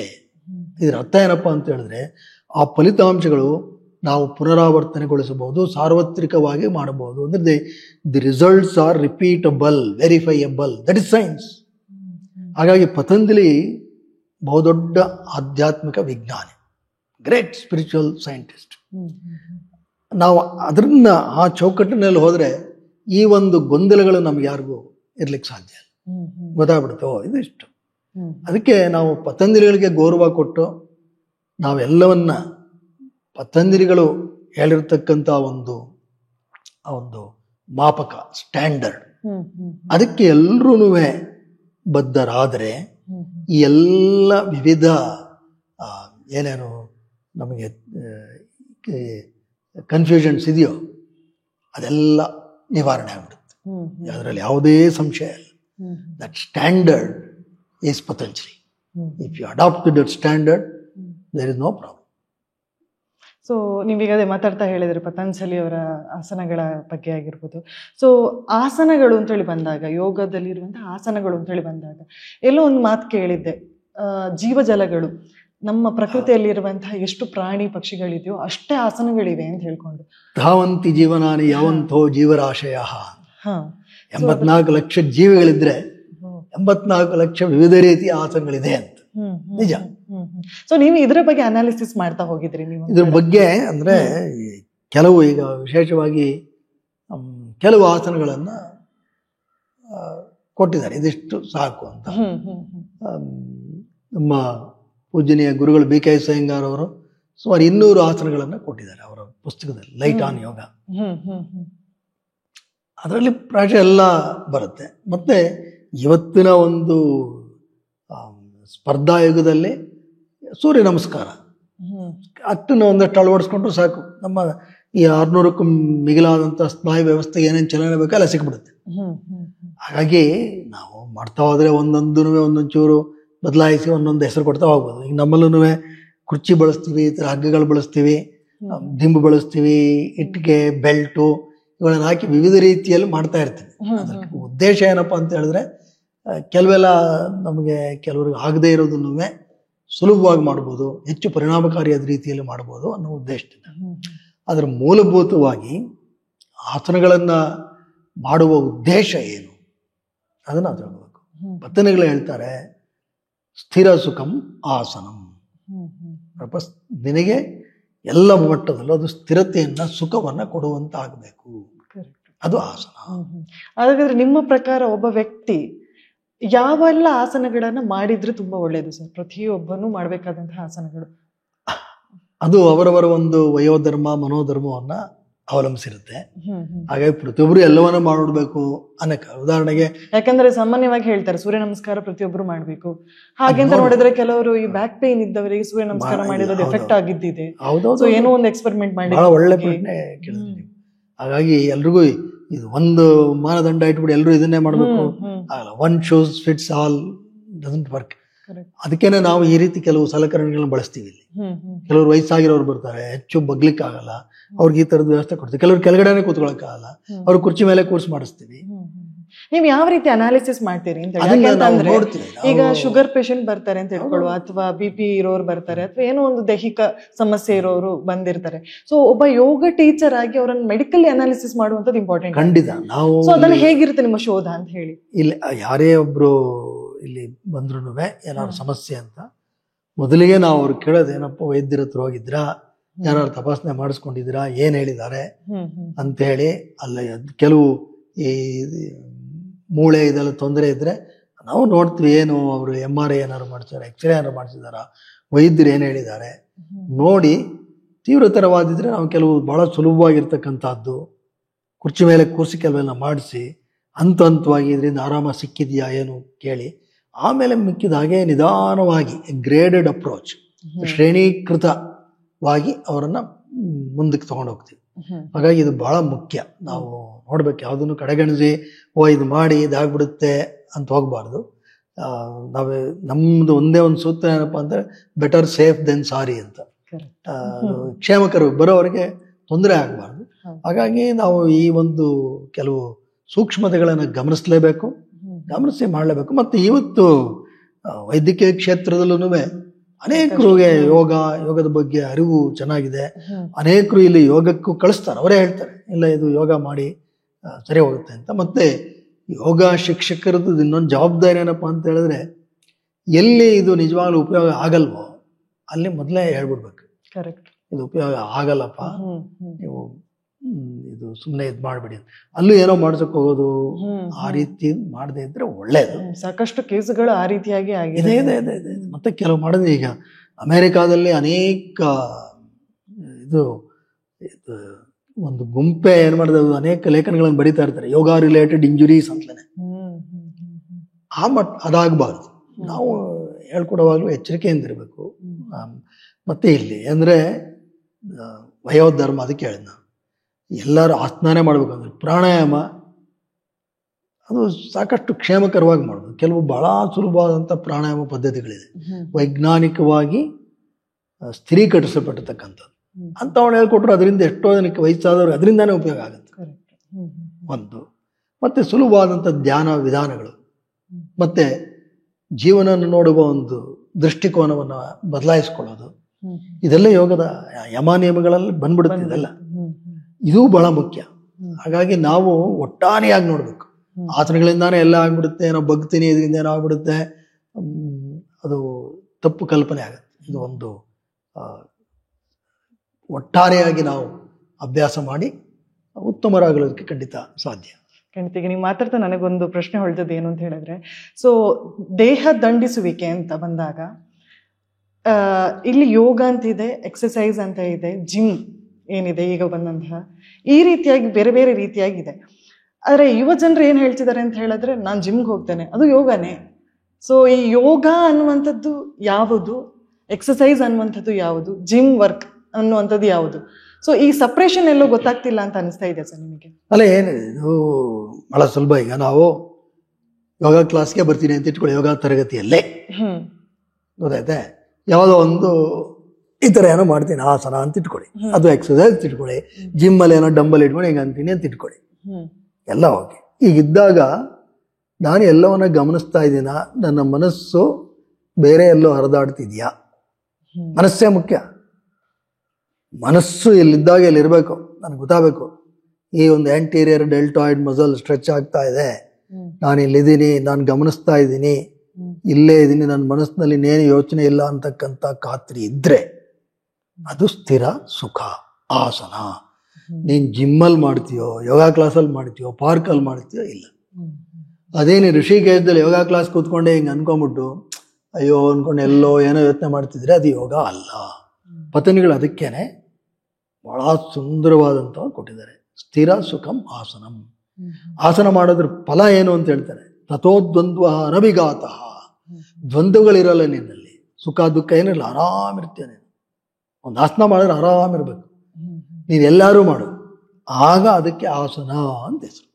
ಇಲ್ದಿದ್ರೆ ಅದು ಎಕ್ಸಸೈಸ್. ನೀನು ಜಿಮ್ಮಲ್ಲಿ ಮಾಡಿದ್ರೆ ಎಕ್ಸಸೈಸ್, ಯೋಗ ಕ್ಲಾಸಲ್ಲಿ ಬಂದು ಮಾಡಿದ್ರೆ ಎಕ್ಸಸೈಸ್, ಸುಮ್ಮನೆ ಒಂದು ವ್ಯಾಯಾಮ ಅಷ್ಟೇ, ಒಂದು ಚಲನೆ. ಹಾಗಾಗಿ ಇಲ್ಲೆಲ್ಲ ಏನಪ್ಪಾ ಅಂದ್ರೆ ಮನಸ್ಸಿನ ಪಾತ್ರ ಬಹಳ ಮುಖ್ಯ. ಪತಂಜಲಿಗಳು ಯಾವತ್ತೂ ದೇಹ ಬೇರೆ ಮನಸ್ಸು ಬೇರೆ ಅಂತ ಇಲ್ವೇ ಇಲ್ಲ, ಇದೆರಡೂ ಒಂದೇನೆ. ನೀನೆಲ್ಲವನ್ನ ಸಮೀಕರಿಸ್ಕೊಂಡು ನೀನು ಒಂದು ವ್ಯಾಯಾಮವನ್ನು ಮಾಡಿದ್ರೆ ಅದು ಯೋಗವೇ. ಈಗ ಪೌರಾಣಿಕ ಪಾತ್ರಗಳು ಬಂದಾಗ ಅಲ್ಲೂ ಸಾಕಷ್ಟು ಚರ್ಚೆಗಳಾಗುತ್ತೆ ಸರ್. ಯಾಕೆಂತಂದ್ರೆ ಈಗ ಹನುಮಂತ ದಷ್ಟಪುಷ್ಟನಾಗಿದ್ದ, ಅವ ಯೋಗ ಮಾಡ್ತಿದ್ದ, ಇಲ್ಲ ಜಿಮ್ ಮಾಡ್ತಿದ್ದ. ಸೊ ಈ ರೀತಿಯಾದಂತ ಸಾಕಷ್ಟು ಪೌರಾಣಿಕ ವಿಷಯದಲ್ಲೂ ಈ ಯೋಗದ ಪ್ರಸ್ತಾಪಗಳಾಗುತ್ತೆ. ಸೊ ಇದ್ರ ಬಗ್ಗೆ ನಿಮ್ಮ ಒಪಿನಿಯನ್ ಏನು? ಅಲ್ಲ, ನೀವು ಒಳ್ಳೆ ಪ್ರಶ್ನೆ ಕೇಳಿದ್ರಿ. ಹನುಮಂತನಿಂದ ಕಲಿಬೇಕಾಗಿರ್ತಕ್ಕಂಥ ಅತ್ಯುತ್ತಮ ಅಂಶಗಳು ಬೇರೆ. ಹನುಮಂತನಿಗೆ ಈ 6 ಪ್ಯಾಕ್ ಎಲ್ಲ ಇತ್ತೀಚಿನವ್ರು ಕೊಟ್ಟಿರೋದು. ಅವಾಗ 6 ಪ್ಯಾಕ್ 8 ಪ್ಯಾಕ್ಸ್ ಇತ್ತು ಅಷ್ಟೇ. ಆದ್ರೆ ಹನುಮಂತನೆಲ್ಲ ನಾವು ನೋಡ್ಬೇಕಾಗಿರ್ತಕ್ಕಂಥದ್ದು ಆತನ ಸಂಕಲ್ಪ. ಒಮ್ಮೆ ಸಂಕಲ್ಪ ಮಾಡ್ದ, ಒಂದು ಚೂರು ಅಹಂಕಾರ ಇಲ್ಲ, ಅದು ಕಲಿಬೇಕು. ಅಂತಹ ದೊಡ್ಡ ವ್ಯಕ್ತಿ ಒಂದು ಸಂಕಲ್ಪ ಮಾಡ್ದ, ಇಲ್ಲಿಂದ ಲಂಕೆಗೆ ಹಾರು ಹೋಗ್ತೀನಿ, ಹಾರಿ ಸೀತೆಯನ್ನು ಕಂಡೇ ಬರ್ತೀನಿ, ಇಲ್ದಿರ ವಾಪಸ್ ಬರಲ್ಲ ಅಂದ ಸಂಕಲ್ಪ. ಆ ಹಾರಿದಾಗ ಮಧ್ಯದಲ್ಲಿ ಮೈನಾಕ ಪರ್ವತ ಬಂತು. ಏನೆಂತ ಅದ್ಧೂರಿ ಪರ್ವತ ಅದು, ಹಣ್ಣು ಹಂಪಲ ಎಲ್ಲ ಇದೆ, ಬಾರಪ್ಪ ಅಂತ. ಇಲ್ಲ, ನಾನು ರಾಮ ಕಾರ್ಯದಲ್ಲಿ ಇದ್ದೀನಿ, ನಾನೀಗಿಲ್ಲಿ ಸಮಯ ಕೊಡಲ್ಲ. ಅರ್ಥ ಏನಪ್ಪ ಅಂತ ಹೇಳಿದ್ರೆ, ಮೊದಲು ನೀನು ಜೀವನದಲ್ಲಿ ಉತ್ತಮ ಕಾರ್ಯಕ್ಕೆ ಸಂಕಲ್ಪ ಮಾಡು, ಇದರ ಅನ್ಯ ಆಕರ್ಷಣೆಗಳು ಬರುತ್ತೆ, ಒಳಗಾಗಬೇಡ. ಹನುಮಂತನಿಂದ ಪಾಠ ಅದು. ಆಮೇಲೆ ಆದಾಗ ಸುರಸ ಬಂದ್ಲು, ಬಾ ನನ್ನ ಬಾಯಿ ಒಳಗಡೆ ಅಂತ. ದೇವತೆಗಳೇ ಪರೀಕ್ಷೆ ಒಡ್ಡಿದ್ರದು, ಇವನಿಗೆ ಬುದ್ಧಿ ಇದೆಯೋ ಇಲ್ವೋ ಕಂಡಿಡಿಯೋಣ ಅಂತ. ಅದಕ್ಕೆ ಬಾಯಿ ತೆಗೆದ್ಲು. ಇವನು ಅಷ್ಟೇ ಬೆಳೆದ, ಅವಳದೇನು ನನ್ನ ಬಾಯಿ ಒಳಗೆ ಹೋಗ್ಬೇಕು ಅಂತ ಇನ್ನೊಟ್ಟು ಬಾಯಿ ತೆಗೆದ್ಲು. ಇವ್ನ ತಕ್ಷಣ ಸಣ್ಣ ಆಗ್ಬಿಟ್ಟು ಒಳಗಡೆ ಹೋಗಿ ಬಂದ್ಬಿಟ್ಟು ನೀನು ಹೇಳಿದೆಯಲ್ಲಮ್ಮ ಒಳಗಡೆ ಹೋಗ್ಬೇಕು ಅಂತ ಬಂದಿದ್ದೀನಿ ನಾನು, ಈಗ ನಾನು ಬಿಡು ಅಂತ. ಅಂದರೆ ಯುಕ್ತಿ, ಎಲ್ಲ ಸತ್ತಿನೂ ಬಲದಲ್ಲೇ ಆಗಲ್ಲ, ಯುಕ್ತಿ ಬೇಕು. ಹಾಗೆ ಹಾರ್ತಾ ಅವನಿಗೆ ಸಿಂಹಕ ರಾಕ್ಷಸಿ, ಅವಳು ಇವು ಹಾರ್ತಿದ್ದಾನೆ, ಮುಂದಕ್ಕೆ ಹೋಗೋಕ್ಕಾಗ್ತಿಲ್ಲ. ನೋಡ್ತಾನೆ ಕೆಳಗಡೆ ನೆರಳನ್ನು ಹಿಡಿದು ಬಿಡಿದಾಳೆ. ಆಕೆಗೆ ಆ ಶಕ್ತಿ, ನೆರಳನ್ನು ಎಳಿತಾ ಇದ್ದಾಳೆ. ಬಂದ್ಬಿಟ್ಟ. ಆಕೆ ಹೇಳಿದ್ಲು ನಾನೇನು ಸಾಯಿಸ್ತೀನಿ. ಇವನು ನೋಡ್ದ, ಓಹ್ ಇದು ಸರಿ ಹೋಗಲ್ಲ ಅಂತೇಳಿ ಬಾಯಿಯೊಳಗೆ ನುಗ್ಗಿ ಅವಳನ್ನು ಸೀಳಿ ಆಚೆ ಬಂದ್ಬಿಟ್ಟ. ಏನಿದು ನೆರಳು ಅಂತ ಹೇಳಿದ್ರೆ ನಮ್ಮಲ್ಲಿರ್ತಕ್ಕಂಥ ದೌರ್ಬಲ್ಯಗಳು, ನಮ್ಮಲ್ಲಿರ್ತಕ್ಕಂಥ ದೌರ್ಬಲ್ಯವೇ ನಮ್ಮ ಕಪ್ಪುತನ. ಅದನ್ನ ನೀನು ಮೀರಬೇಕು. ಆಗಲೇ ನೀನು ಗುರಿ ಏನು? ಸೀತೆ ದರ್ಶನ ಆಗ ಸಾಧ್ಯ. ಇದನ್ನು ನಾವು ಹನುಮಂತನಿಂದ ಮುಖ್ಯವಾಗಿ ಕಲಿಬೇಕಾದ್ರೆ ಇಂಥ ಪಾಠಗಳು. ಮತ್ತು ಅಲ್ಲಿ ಹೋದಾಗಲೂ ರಾವಣ ಕೇಳ್ತಾನೆ, ರಾವಣ ನೇರವಾಗಿ ಮಾತಾಡಲ್ಲ ಅವನ ಹತ್ರ. ಅವನ ಮಂತ್ರಿ ಪ್ರಹೃಷ್ಟಂಗೆ ಕೇಳ್ತಾನೆ, ಈ ಕಪಿ ಯಾರು ಕೇಳು ಅಂತ. ಆಗ ಹನುಮಂತ ಧೈರ್ಯವಾಗಿ ರಾವಣನಿಗೆ ಕಣ್ಣಿಟ್ಟು ಉತ್ತರ ಕೊಡ್ತಾನೆ. ಇದು ಕಲಿಬೇಕು, ಧೈರ್ಯ. ಏನು ಉತ್ತರ ಕೊಟ್ಟ? ನಾನು ನಿನ್ನ ಲಂಕೆಯ ಅಭೇದ್ಯ ಕೋಟೆಯನ್ನ ಹಾರಿ ಬಂದವನು ಹೇಳಲಿಲ್ಲ. ಸುಗ್ರೀವನ ಮಂತ್ರಿ, ನಿಜವಾದ ಮಂತ್ರಿ ಹೇಳಲಿಲ್ಲ. ನಾನು ರಾಮ ದೂತ ಅಷ್ಟೇ ಹೇಳಿ. ಇದು ವಿನಯ. ಇದನ್ನು ನಾವು ಹನುಮಂತನಿಂದ ಕಲಿಬೇಕು. ಈ ಪಾಠಗಳು ಕಲ್ತ್ರೆ ಸಂತೋಷ. ಅದನ್ನ ನಾವು ಜೀವನದಲ್ಲಿ ಅಳವಡಿಸ್ಕೊಂಡ್ರೆ ಅದ್ಭುತ. ಒಳ್ಳೆ ಮಾತನ್ನ ಹೇಳಿದ್ರು ಸರ್. ಸೊ ಪೌರಾಣಿಕ ಪಾತ್ರಗಳಲ್ಲಿ ಈ ವಿಭಿನ್ನ ಶೇಡನ್ನು ಕೂಡ ನಾವು ಅಬ್ಸರ್ವ್ ಮಾಡುವಂಥದ್ದು. ಇನ್ನು ಈ ಮಾತಿಗೆ ಪೂರಕವಾಗಿ ಕೇಳಬೇಕು ಅಂತ ಹೇಳಿದ್ರೆ, ಈ ಧ್ಯಾನ ಸ್ಥಿತಿ ಆಗಿರ್ಬೋದು, ವಿನಯ ಆಗಿರ್ಬೋದು, ಸೊ ಇದೆಲ್ಲವೂ ಸಾತ್ವಿಕ ಆಹಾರದ ಮೂಲಕ ಪಡೆಯಬಹುದು ಅಂತ ಹೇಳುವಂತ ಮಾತಿದೆ. ಯಾಕಂದ್ರೆ ಯೋಗ ಅಂತ ಹೇಳಿ ಬಂದಾಗ ಆಹಾರ ಪದ್ಧತಿ ಕೂಡ ಇಂಪಾರ್ಟೆಂಟ್ ಆಗುತ್ತೆ. ಎಲ್ಲೋ ಸ್ವಲ್ಪ ಜಡದ ಆಹಾರ ತಿಂದ್ರೆ ಯೋಗ ಅದು ಎಲ್ಲೋ ದೇಹಕ್ಕೆ ಹೊಂದಿಕೊಂಡು ಹೋಗುದಿಲ್ಲ ಅಂತ ಹೇಳಿದ್ರೆ, ಈ ಆಹಾರ ಪದ್ಧತಿ ಮತ್ತು ಯೋಗ ಇದರ ಬಗ್ಗೆ ಮಾತನಾಡೋದಾದ್ರೆ ಸರ್. ಖಂಡಿತ. ಭಗವದ್ಗೀತೆಯಲ್ಲೂ ಕೃಷ್ಣ ಬಹಳ ಚೆನ್ನಾಗಿ ಹೇಳ್ತಾನೆ. ಸಾತ್ವಿಕ, ರಾಜಸಿಕ, ತಾಮಸಿಕ ಆಹಾರದ ಬಗ್ಗೆ ಹೇಳ್ತಾರೆ. ಪತಂಜಲಿಗಳು ಇವನ್ನೆಲ್ಲ ಒಟ್ಟಾಗಿ ಬ್ರಹ್ಮಚರ್ಯ ಅಂತ ಹೇಳಿದ್ದಾರೆ. ಬ್ರಹ್ಮಚರ್ಯವನ್ನು ಪಾಲಿಸಬೇಕು, ಬಹಳ ಮುಖ್ಯ. ಅಹಿಂಸಾ ಸತ್ಯ ಅಸ್ತೇಯ ಬ್ರಹ್ಮಚರ್ಯ ಅಪರಿಗ್ರಹ ಯಮಾಹ. ಯಮ ಅಂತ ಹೇಳಿದ್ರೆ ಸಮಾಜ ಚೆನ್ನಾಗಿರ್ಬೇಕು ಅಂತ ನೀನೇನ್ ಮಾಡ್ಬೇಕು ಅಂತ. ಅದು ಬ್ರಹ್ಮಚರ್ಯ ಅಂತ ಹೇಳಿದ್ರೆ ಪತಂಜಲಿಗಳು ಹೇಳ್ತಾರೆ, ಈಗ ಬ್ರಹ್ಮಚರ್ಯ ಪಾಲಿಸ್ತಾ ಇದ್ದೀವಿ ಅಂತ ಹೆಂಗ್ ಗೊತ್ತು? ಪತಂಜಲಿಗಳದ್ದು ಅದೊಂದು ಶ್ರೇಷ್ಠತೆ. ನೀವು ಸತ್ಯ ತಗೊಳ್ಳಿ, ಸಂತೋಷ ತಗೊಳ್ಳಿ, ಅಹಿಂಸೆ ತಗೊಳ್ಳಿ. ಎಲ್ಲರೂ ನಾನು ಸುಮ್ಮನೆ ಅಹಿಂಸೆ ಪಾಲಿಸ್ತಾ ಇದ್ದೀನಿ ಆಗಲ್ಲ. ಪತಂಜಲಿಗಳು ಹೇಳ್ತಾರೆ, ಪಾಲಿಸ್ತಾ ಇದ್ರೆ ನೋಡಪ್ಪ ಅದರ ಪರಿಣಾಮ ಇಲ್ಲಿದೆ, ಇದು ನಿನ್ನ ಅನುಭವಕ್ಕೆ ಬಂದು ನೀನು ಪಾಲಿಸ್ತಾ ಇದೆಯಾ. ಅದಕ್ಕೆ ಪತಂಜಲಿ ಬಹಳ ವೈಜ್ಞಾನಿಕವಾಗಿ ಹೇಳ್ತಾರೆ. ಅವ್ರು ಹೇಳ್ತಾರೆ, ಬ್ರಹ್ಮಚರ್ಯ ಪ್ರತಿಷ್ಠಾಯಾಮ್ ವೀರ್ಯ ಲಾಭ ಅಂತ ಹೇಳಿದ್ರೆ ನಿನ್ನ ಆಂತರಿಕ ಶಕ್ತಿ ಅದ್ಭುತವಾಗಿರುತ್ತೆ. ನಿನಗೆ ಆಯಾಸ ಅನ್ನೋದಿಲ್ಲ, ಏನು ಬೇಕಾದ್ರೂ ಮಾಡ್ಬೋದು, ಹೆಚ್ಚು ಸಾಧನೆ ಮಾಡ್ಬೋದು. ಅದೆಲ್ಲ ಆಗ್ತಿದ್ರೆ ನೀನು ಬ್ರಹ್ಮಚರ್ಯದಲ್ಲಿ ಇದೆಯಾ, ಇಲ್ಲದಿದ್ರೆ ಆಗಲ್ಲ ಹೇಳ್ತಾರೆ. ಅದಕ್ಕೆ ಪೂರಕವಾಗಿ ಆಹಾರ ಚೆನ್ನಾಗಿರ್ಬೇಕು, ಒಳ್ಳೆ ಆಹಾರ ಸ್ವೀಕರಿಸಬೇಕು, ಮಿತವಾಗಿ, ಮತ್ತೆ ಆ ಋತುಗಳನ್ನು ಅನುಸರಿಸ್ಕೊಂಡು ನಾವು ಆಹಾರವನ್ನು ಸೇವಿಸಬೇಕು. ಅದು ಇವತ್ತಿನ ದಿವಸ ಬಹಳವಾಗಿ ಹಳಿ ತಪ್ಪಿಟ್ಟಿದೆ. ನೀವು ಹೇಳ್ತಾ ಇರೋ ಕಾರಣ ನನಗೆ ಗೊತ್ತಾಯ್ತು. ಅದರಲ್ಲೂ ವಿಶೇಷವಾಗಿ ಯುವಕ ಯುವತಿಯರಲ್ಲಿ ತಿನ್ನೋದಕ್ಕೊಂದು ಏನೇನೋ ತಿಂತಾರೆ. ಮತ್ತೆ ಎಲ್ರಿಗೂ ಅದೊಂದು ಇದೆ, ಏನೋ ನಾವು ಝೀರೋ ಫಿಗರ್ ಅಲ್ಲಿ ಇರಬೇಕು ಅನ್ನೋದೊಂದು ಮನಸ್ಸಿನಲ್ಲಿ ಇರುತ್ತೆ. ಅದಕ್ಕೋಸ್ಕರ ಏನೇನೋ ತಿನ್ನೋದು, ಆ ಥರದ್ದು ಮಾಡಲಿಕ್ಕೆ ಹೋಗಬಾರ್ದು. ಸರಿಯಾದಂಥ ಆಹಾರವನ್ನು, ಶುದ್ಧವಾಗಿರ್ತಕ್ಕಂತಹ, ಮತ್ತೆ ಇವತ್ತು ವಿಜ್ಞಾನನೂ ಹೇಳುತ್ತೆ ನಾವು ತಿನ್ನುವ ಆಹಾರ ಮನಸ್ಸಿನ ಮೇಲೂ ಪರಿಣಾಮ ಬೀರುತ್ತೆ. ಹಾಗಾಗಿ ಮನಸ್ಸು ಶಾಂತವಾಗಿರಬೇಕಾದ್ರೆ ಮತ್ತು ಮನಸ್ಸು ಸರಿಯಾದ ರೀತಿಯಲ್ಲಿ ವರ್ತಿಸಬೇಕಾದ್ರೆ ನಾವು ತಿನ್ನುವ ಆಹಾರ ಬಹಳ ಮುಖ್ಯ. ಹಾಗಾಗಿ ಆ ಬಗ್ಗೆ ಗಮನ ಕೊಡಬೇಕು. ಇವತ್ತಿನ ದಿವಸ ಆಹಾರ ನಾವು ಎಷ್ಟೊತ್ತಲ್ಲಿ ಬೇಕಾದ್ರೂ ತಿನ್ಬೋದು, ಏನು ಬೇಕಾದ್ರೂ ತಿನ್ಬೋದು, ಎಲ್ಲ ಪ್ಯಾಕೆಟ್ಗಳಲ್ಲಿ ಲಭ್ಯ ಆಗ್ತಾ ಇರುತ್ತೆ. ಅದಕ್ಕೆ ಒಳಗಾಗಬಾರ್ದು. ಅದಕ್ಕೆ ಒಳಗಾಗದೇ ಇರೋದಕ್ಕೆ ಆಕರ್ಷಣೆನ ತಡ್ಕೋಬೇಕು. ನಮಗೆ ಅನಿಸುತ್ತೆ ಏನು ಇಲ್ಲದೆ ಇರೋ ತಿಂದೇ ಇರ್ಬೋದು. ನಮ್ಮ ಮನೆ ಒಂದು ಮೂಲೆಯಲ್ಲಿ ಒಂದು ಪ್ಯಾಕೆಟಲ್ಲಿ ಚಿಪ್ಸ್ ಏನೋ ಇರಿದ್ರೆ ಒಳಗಡೆ ಹಸಿವು ತಾನೇ ಶುರು ಆಗುತ್ತೆ. ಸುಮ್ಮನೆ ಕಳ್ಳ ಹಸಿವು ಅಂತೀವಲ್ಲ ಹಾಗೆ ಹೊಡಿತೀವಿ. ಆ ನಿಯಂತ್ರಣ ಬರಬೇಕಾದ್ರೆ ಬ್ರಹ್ಮಚರ್ಯ ಮುಖ್ಯ. ಬ್ರಹ್ಮಚರ್ಯದಲ್ಲಿ ಪತಂಜಲಿಗಳನ್ನೇ ನೀನು ಮನಸ್ಸನ್ನು ನೀನು ನಿಯಂತ್ರಿಸು. ಪತಂಜಲಿ ಪ್ರತಿಯೊಂದಕ್ಕೂ ಹೇಳ್ತಾರೆ ಅಹಿಂಸೆ. ಹಿಂಸೆ ಮಾಡ್ತಾ ಇಲ್ಲ ಅಂತೀವಿ, ಹೇಳ್ತಾರೆ ಅಹಿಂಸಾ ಪ್ರತಿಷ್ಠಾಯಾಮ್ ತತ್ಸನ್ನಿಧೌ ವೈರತ್ಯಾಗ. ನೀನು ಅಹಿಂಸೆಯಲ್ಲಿ ಇದ್ರೆ ನಿನ್ನ ಸುತ್ತ ವೈರತ್ವ ಭಾವ ಇರಲ್ಲ ಕಣೆ, ನಿನ್ನ ಪ್ರಯತ್ನವೇ ಬೇಡ.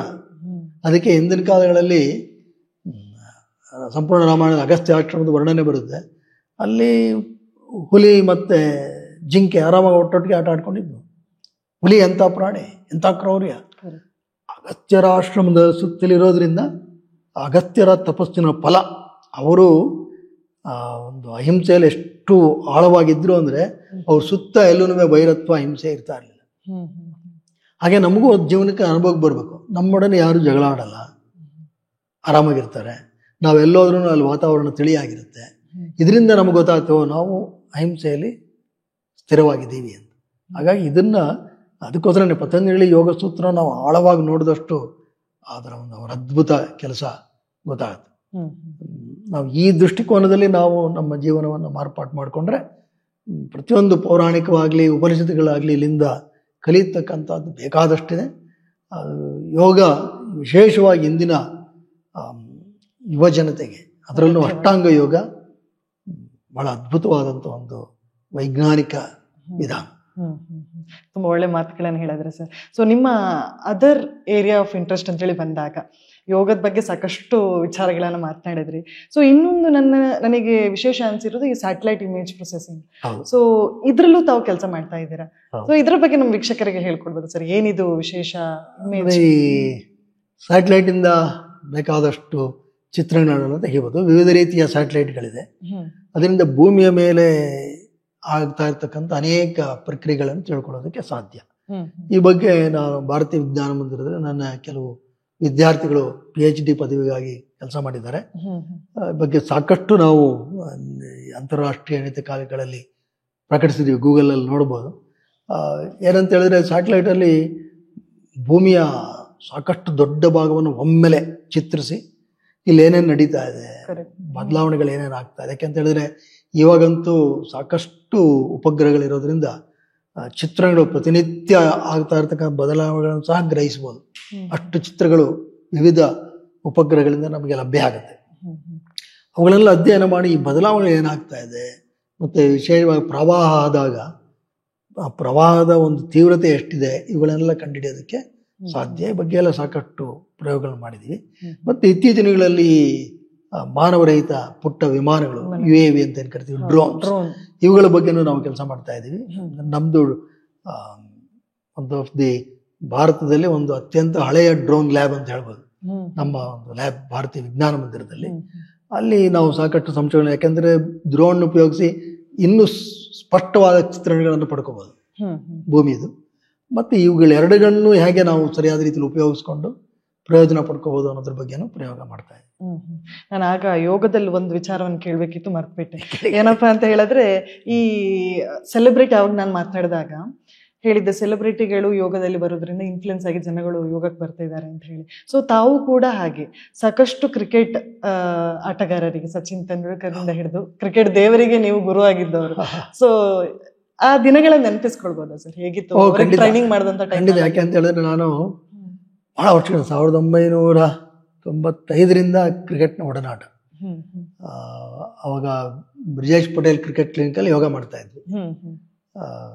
ನಾನು, ನನ್ನ ಸ್ನೇಹಿತ ಮುರಳೀಧರ್ ಅಂತ ಇಬ್ಬರು ಹೋಗಿ ಯೋಗ ಹೇಳ್ಕೊಡ್ತಾ ಇದ್ವಿ. ಆಮೇಲೆ ಅಲ್ಲಿ ದಲ್ಜಿತ್ ಸಿಂಗ್ ಅಂತ ಒಬ್ರು ಕ್ರಿಕೆಟ್ ನೋಡಕ್ ಬಂದಿದ್ರು ಅವರು. ಆಮೇಲೆ ಅವ್ರದ್ದು ನಾನು ಯೋಗ ಮಾಡ್ತಾ ಇರೋದನ್ನ ಸಹ ನೋಡ್ಬಿಟ್ಟು ಇದೇನ್ರಿ ಇದು, ಬನ್ರಿ KSC ಬನ್ರಿ ಅವಳು. ಆಮೇಲೆ ಗೊತ್ತಾಯ್ತು ನನಗೆ ಅವ್ರು ರಣಜಿ ಆಟಗಾರರಿಗೆ ಅವರೇ ಪಾಠ ಮಾಡೋ ಕೋಚ್. ಅವ್ರು ನಮ್ಮವ್ರಿಗೂ ಮಾಡಿಸಿದ್ರು. ಹಾಗಾಗಿ ನನಗೆ ಅನಿಲ್ ಕುಂಬ್ಳೆ, ಜಾವಗಲ್ ಶ್ರೀನಾಥ್, ರಾಹುಲ್ ದ್ರಾವಿಡ್, ವೆಂಕಟೇಶ್ ಪ್ರಸಾದ್, ಸುನೀಲ್ ಜೋಶಿ ಇವರೆಲ್ಲರದು ಪರಿಚಯ ಆಯಿತು. ಅವರು ಎಲ್ಲ ಪಾಪ ಇಷ್ಟಪಟ್ಟರು, ಯೋಗದಿಂದ ಉಪಯೋಗ ಇದೆ ಅಂತ ಕಂಡ್ಕೊಂಡ್ರು. ಆಮೇಲೆ ಕ್ರಮೇಣ ಒಡನಾಟ ಬೆಳೀತು. ಆವಾಗ ನಮ್ಮ ಜಾನ್ ರೈಟ್ ಅವ್ರು ಕೋಚ್ ಆಗಿ ಬಂದರು. ಅವರು ನೋಡಿದ್ರು, ಅವ್ರು ಹೇಳಿದ್ರು ಇಲ್ಲ ಇದನ್ನು ನಾವು ಅಧಿಕೃತವಾಗಿ ಇದನ್ನು ಮಾಡೋಣ ಅಂತೇಳಿ ಅವರು ಯೋಗ ಕ್ಯಾಂಪ್ಗಳು ಶುರು ಮಾಡಿದ್ರು. ಭಾರತ ಕ್ರಿಕೆಟ್ ತಂಡ ಇಲ್ಲಿ ಇದ್ದಾಗೆಲ್ಲ ಯೋಗ ಬೆಳಗ್ಗೆ 7ರಿಂದ 8.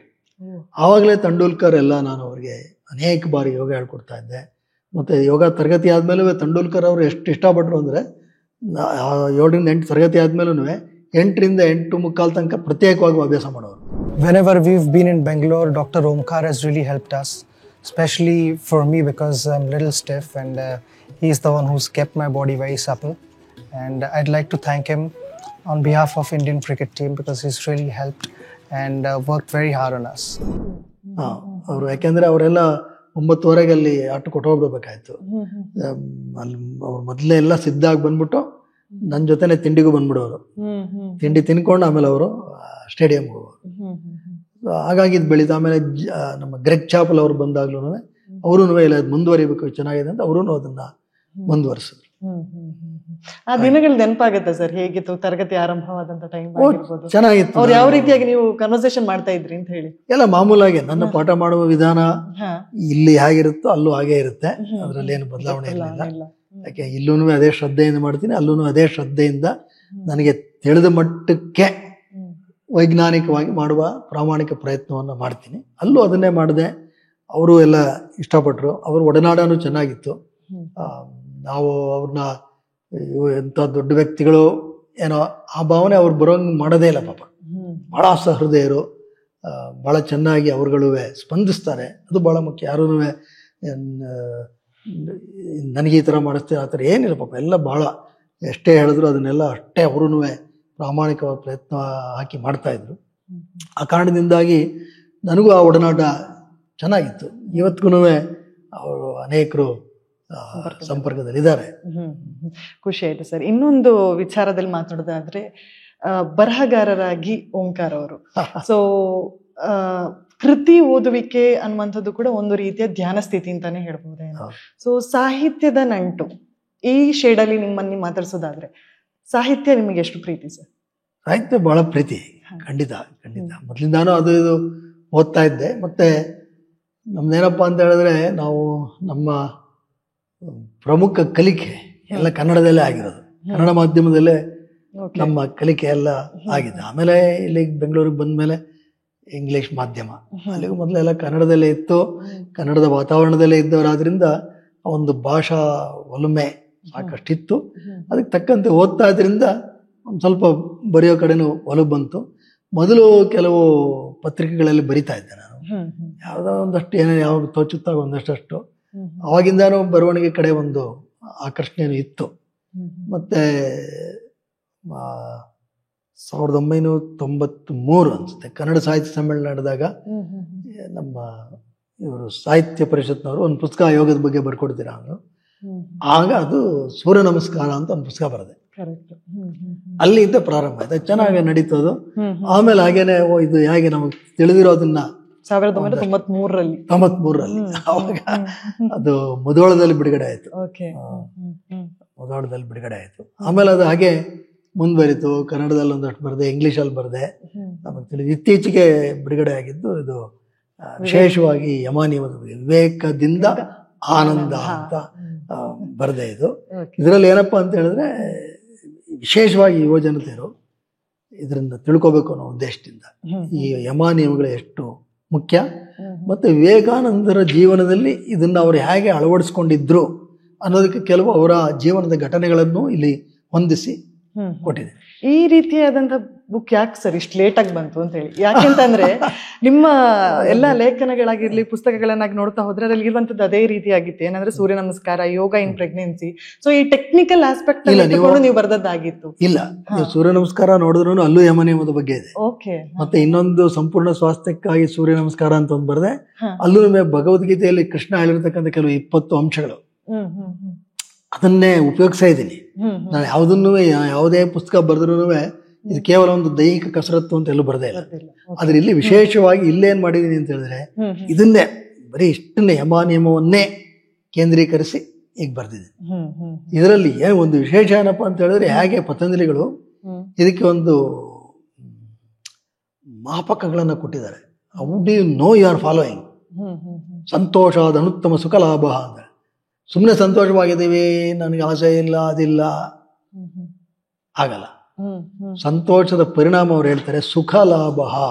ನೀನ್ ಯಾವಾಗಲೂ ಸುಖದಲ್ಲಿದೀಯಾ ಅಥವಾ ಅದಕ್ಕೆ ಹೋಲಿಕೆ ಮಾಡ್ಕೊಂಡು ನನ್ಗೆ ಅದಿಲ್ಲ ಇದಿಲ್ಲ ಅಂತ ಕೊರಗ್ತಾ ಇದೆಯಾ ಗೊತ್ತಾಗ್ಬಿಡುತ್ತೆ. ಪತಂಜಲಿಗಳು ಅಂತ ಒಂದು ಮಾತುಗಳನ್ನ ತಮ್ಮ ಸೂತ್ರದಲ್ಲಿ ಹೇಳ್ತಾರೆ. ಅದನ್ನ ನೀವು ಮೆನ್ಷನ್ ಮಾಡಿದೀರ, ಪತಂಜಲಿ ವಿವರಿಸಿದಂತೆ ಅಹಿಂಸೆ, ಸತ್ಯ, ಸೊ ಈ ಕೃತಿಯನ್ನ ನೀವು ಅರ್ಪಿಸಿರುವಂತದ್ದು ಕಂಚಿ ಪರಿಯವರು. ಅವರು ನನ್ನ ಆಧ್ಯಾತ್ಮಿಕ ಗುರುಗಳು. ನಾನು ಇವತ್ತೇನಾಗಿದ್ದೀನೋ ಅದೆಲ್ಲ ಅವರ ಒಂದು ಕೃಪೆ. ಸೊ ಈ ಕೃತಿ ಅನ್ನುವಂಥದ್ದು ಇದೆಯಲ್ಲ ಸರ್, ಪುಸ್ತಕ ರೂಪಕ್ಕೆ ಬಂದಂತಹ ಕೃತಿಗಳು ಒಬ್ಬ ಮನುಷ್ಯನಿಗೆ ತೀರಾ ಹತ್ತಿರವಾಗುವಂಥದ್ದು. ಯಾಕೆಂತಂದ್ರೆ ಸತ್ಯ ಶೋಧ ಆಗಿರುತ್ತದೆ. ಯಾವತ್ತೂ ಕೂಡ ನಾನೊಂದು ಕಲ್ಪನೆಯಲ್ಲಿ ನಾನೇನೋ ಸಾಹಿತ್ಯ ಬರಿತೇನೆ ಅಂತ ಹೇಳಿ ಹೊರಟಾಗ ಅದು ತೂಕಕ್ಕೆ ಇಲ್ಲದಿರುವಂತಹ ಒಂದು ವಸ್ತುವಾಗಿ ಅದು ಕಡೆಗೆ ಮೂಲೆ ಗುಂಪಾಗುತ್ತೆ. ಸೊ ಒಂದು ಕೃತಿ ಬರೆಯುವಂಥದ್ದು ಒಬ್ಬ ವ್ಯಕ್ತಿಗೆ ಆಸ್ ಎ ಯೋಗ ಟೀಚರ್ ಆಗಿ ನಾನು ನೋಡೋದಾದ್ರೆ ಸೊ ಎಷ್ಟು ಇಂಪಾರ್ಟೆಂಟ್ ಆಗುತ್ತೆ. ಈಗ ಜನರಿಗೆ ಮನವರಿಕೆ ಮಾಡ್ಲಿಕ್ಕೆ ಆಗಿರ್ಬೋದು, ವಿವೇಚನೆ ಬೆಳಿಲಿಕ್ಕೆ ಆಗಿರ್ಬೋದು, ಬಹಳ ಮುಖ್ಯ. ಮೊದಲಿಗೆ ನಾವು ಸುಮ್ಮನೆ 100ರಲ್ಲಿ 101 ಅಂತ ಬರೆಯೋಕೆ ಆಗಲ್ಲ. ಆದರೆ ನಮಗೆ ತಿಳಿದ ಮಟ್ಟಿಗೆ ನಾವು ಈಗಾಗಲೇ ಏನೇನು ಮಾಡಿದ್ದಾರೆ ನೋಡಿ, ಅದ್ರ ಪ್ರಾಯಶಃ ಏನು ಕೆಲವು ಇಲ್ಲದೆ ಇರ್ತಕ್ಕಂಥದ್ದು ಏನಿರ್ಬೋದು ಅದನ್ನು ತಿಳಿಸುವ ಒಂದು ಪ್ರಾಮಾಣಿಕ ಪ್ರಯತ್ನವನ್ನು ನಮ್ಮ ಬುದ್ಧಿಮತ್ತೆಗೆ ಅನುಗುಣವಾಗಿ ಮಾಡ್ತಕ್ಕಂಥ ಆ ಪ್ರಯತ್ನ ಮಾಡ್ತೀನಿ ಮುಂದೇನೂ ಈಗಲೂ ನಡೀತಾ ಇದೆ. ಓಕೆ. ಸೊ ವೀಕ್ಷಕರು ಹಾಗಾದ್ರೆ ಈ ಕೃತಿಯನ್ನು ಓದ್ಬೇಕು. ಸೊ ನಿಮ್ಮ ಯೋಚನೆಗಳಾಗಿರ್ಬೋದು, ಇಂಗ್ಲಿಷ್ನಲ್ಲೂ ಬರೆದಿದೆ, ವಿವೇಕ ಫಾರ್ ಆನಂದ ಅಂತ. ಓಕೆ. ಖಂಡಿತ ಇದನ್ನು ಓದಿ ಏನ್ ಹೇಳಲಿಕ್ಕೆ ಹೊರಟಿದ್ದೀರಾ ಅಂತ ಹೇಳ್ಕೊಂಡು ಖಂಡಿತವಾಗಿ ವೀಕ್ಷಕರು ಅರ್ಥ ಮಾಡ್ಕೊಳ್ಬಹುದು ಅನ್ಸುತ್ತೆ.